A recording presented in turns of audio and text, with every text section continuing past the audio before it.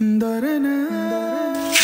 মহেন্দার ঘরে মহেন্দার, তোরে ভাত পানি না খাওয়ায় ওই ভাত পানি যদি আমাকে গরুরে খাওয়াতাম তাও আমাকে লাভ ছিল। এখন বেলা কয়টা বাজে, তুই এখনো গরুরে খাতে দিসনি? ও ভাই, ওই মাঠে ছাগলগুলো বাইন্দে আইছি, বাইন্দে মাত্রই আসলাম, এই বিচেলি কাইটেই আমি গরুরে খাতি দিচ্ছি। এমন ভাবে ভাব করতেছো যেন সারাদিন ধরে কাজ করতেছি। এই নিজের খার বেলাতে গামলা গামলা খাও, আর গরু খাওয়ানোর সময় কি মনে থাকে না? আজ কয়দিন এই না খাতি পেরে আমার গরু কটা শুরু হয়ে গেছে। যে গরুর দাম 6 মাস আগে 80,000 টাকা, সেই গরুর দাম এখনো 80,000 টাকা। তাহলে তোরে পয়সা আমার লাভ কি ক? ও ভাই, মাঝে পড়ে তো গরুর একটু সমস্যা ছিল, গরু কিছু খাচ্ছিল না, এই কারণে শুকোয় গেল। গরু তো এখন আবার ঠিকঠাক সব খাচ্ছে, আল্লাহ দিলে এইবার কিন্তু গরুর দাম উঠবে না। মাঝে পড়ে তো গরুর অসুখ হইলো, তা তোর অসুখ হতে পারিনি? এই 6টা মাস তোমার বাড়ি ফেরা আইছি, কোনোদিন দেখলাম না তোর একটু জ্বর হইলো। গরুর অসুখ হয়েছে, মাঝে খাওয়া ছেড়ে দিল, তা তুই খাওয়া ছেড়ে দিতে পারিস না? বাড়ি বসে বসে খাচ্ছ আর গা মেলা ঘুরে বেড়াচ্ছ, কিছুই তো টের পাচ্ছ না। কি কব আর? এই যা ঘরে যা, আমি একটু বাইরে যাব, আমার জুতোটা নিয়ে যা। ভাই আমি পলগুলো কাটে গরুরে খাতি দেবো, তো আপনি যে জুতোটা নিয়ে আসেন। এই মুখি মুখি তর্ক করার জন্য মিজাজটা খারাপ হয়ে যায়। তোরে যা কইছি তাই কর, যা তাড়াতাড়ি ঘরের ভিতরে যা, আমার জুতোটা নিয়ে যা।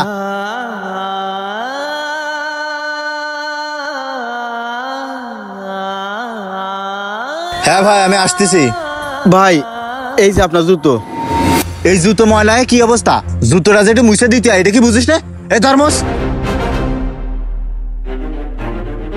মাথার গামছাটা দে মশো, ওই ময়লা লুঙ্গি দিয়ে না।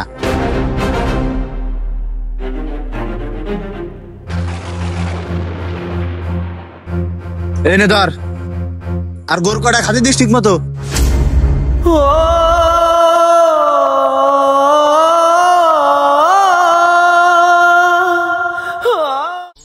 ভালো করে মাখা দিলাম, এবার খা, খাই পেট ভরে যা। আবার কল দিলে কিটাই সময়। হ্যালো ভাই, কালকে রাত থেকে মা তো আবার হঠাৎ করে মাথা ব্যথাটা বাইরে গেছে, মা তো কিছু খাতে পাইতেছে না। তা তুই ডাক্তারের কাছে নিসনি? আরে হ্যাঁ, 35 লাখ টাকা তো দেওয়া হয়ে গেছে, আর জমিটা তো 2-1 দিনের ভিতরে রেস্টি হবে। ভাই একটু পরে কথা করছি, ফোনটা রাখেন তো। শালা মায়েন্দারের বাচ্চা বসে বসে ফোনে কথা কয়া, তা তোর আমি ফোনে কথা কওয়াচ্ছি। কি করছিস রে ভাই? ডাক্তার কি কয়েছে? ভাই ডাক্তার কয়েছে মারে সিটি স্ক্যান করাতে হবে। আচ্ছা শোন ভাই, আমি যেইভাবে হোক আজকে সন্ধ্যার সময় টাকা পাঠাই দিবানে। তুই মারে নিয়ে কালকে সকালেই হাসপাতালে যাবি, তাহলে আমি ওই টাকা পাঠা দিছি। এই মায়েন্দার, তুই এই জায়গা দাঁড়ায় দাঁড়ায় পিরিতের আলাপ করতেছিস তাই না? না ভাই, এইসব কিছু না, ওই বাড়িতে ফোন দিল, মা অসুস্থ। বাড়িতে ফোন দিল? বাড়িতে ফোন দিল তা কি? বাড়িতে ফোন দিলে কি ফোনে কথা করতে হবে? আমারে কাজ করবে কিটা?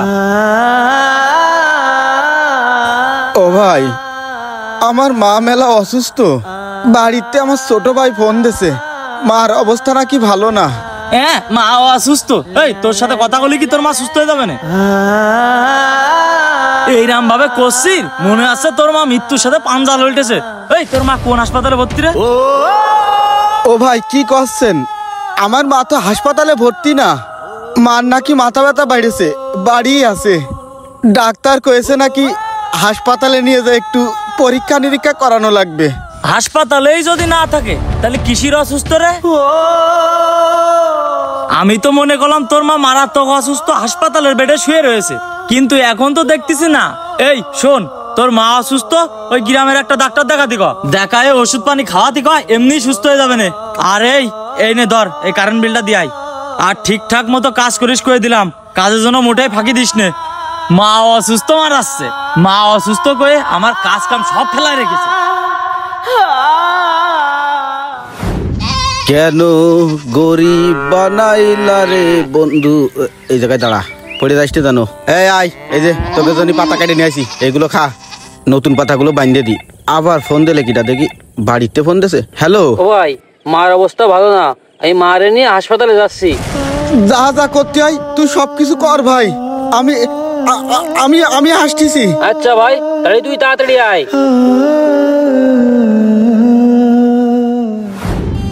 দেশের যে কি পরিস্থিতি, কখন যে কি হচ্ছে এটা বলা যাচ্ছে না। ও ভাই, এই যে আব্বাসের রিপোর্ট, আগের এই ওষুধ তো ঠিক মতো খাওয়াইছি, কিন্তু আব্বার তো বুকি ব্যথা এখনো কমতেছে না।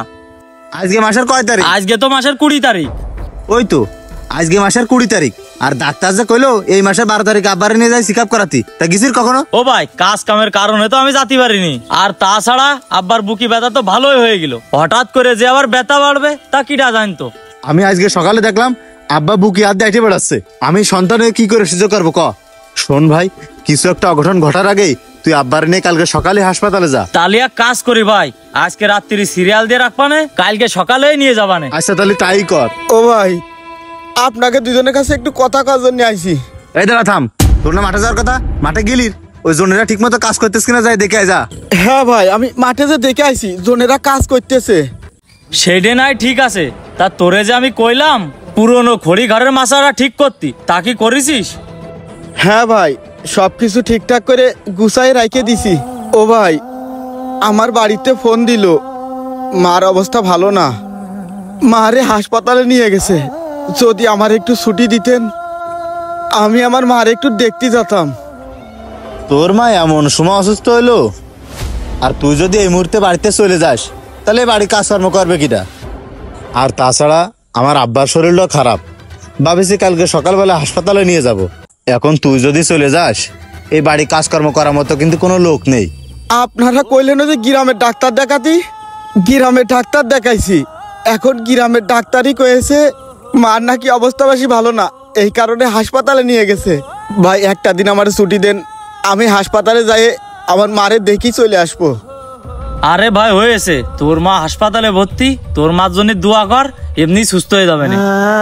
ভাই একটু বোঝার চেষ্টা করেন, আমি যাই হাসপাতালেতে আমার মারে দেখেই চলে আসবো। আমারে একদিনের জন্য ছুটি দেন ভাই। আরে ভাই থাম, তোর মা হাসপাতালে ভর্তি, চিকিৎসা করালি তো ঠিক হয়ে যাবে না। আর চিকিৎসার জন্য যদি টাকা পয়সা লাগে তাহলে আমি দিচ্ছি, তুই টাকাগুলো হাসপাতালে পাঠাই দে। হ্যাঁ, টাকা হাসপাতালে পাঠাই দে, আর এখনো বাড়ির কত কাজ আছে সেগুলো করে যা। এ ভাই, তাহলে কালকে সকালে আব্বারে হাসপাতালে নিয়ে যায় নাকি? হ্যাঁ, আর একটা গাড়ি ঠিক করে রাখ, কালকে সকালবেলা হাসপাতালে নিয়ে যাওয়ার জন্য।